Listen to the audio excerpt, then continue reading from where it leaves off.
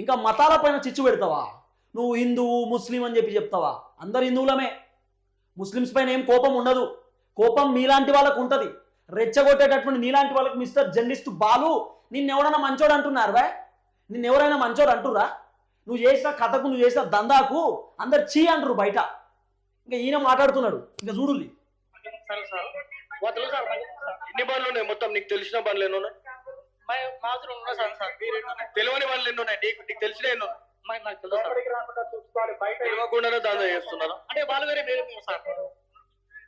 ఏం పెట్టి తయారు చేస్తారు ఇది కోవని? పాలు చక్కెర బొమ్మరవా సార్. పాలు చక్కెర బొమ్మరవా. పాలు చక్కెర బొమ్మాయి రవ్వ ఇవన్నీ చూడు. ఇదంతా మెత్త చూడు. నెక్స్ట్ మన స్వీట్ షాప్ లో 100 రూపీస్ పెడితే ఇంత కూడా రావట్లేదు.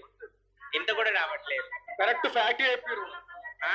వీళ్ళు 10 రూపాయల బంద్ తీసుకొచ్చి ఎంత 20 రూపీసా? 10 రూపాయలు మేడం. 10 రూపాయలకి అమ్ముతున్నా. మీకేం ఇబ్బంది అయింది 10 రూపాయలకి అమ్మితే? నీకేమైనా ప్రాబ్లం? నువ్వు తినకు. నిన్నెవడు తినమంటుండు?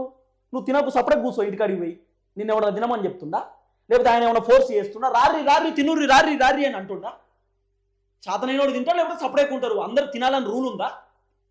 అది మంచిది కాదు బేట, తినొద్దు బేట అని మీ పిల్లలకు చెప్పుకుంటే అయిపోతుంది. లేకపోతే మీ పిల్లలు బాగా ఫోర్స్ చేసిరు అనుకో, ఇది వద్దు బేట ముంగటి ఇంకోటి తీసుకుందామని చెప్పి ఇంకేదైనా తిప్పియొచ్చు. మిమ్మల్ని ఎవరైనా తినమని చెప్తుండా?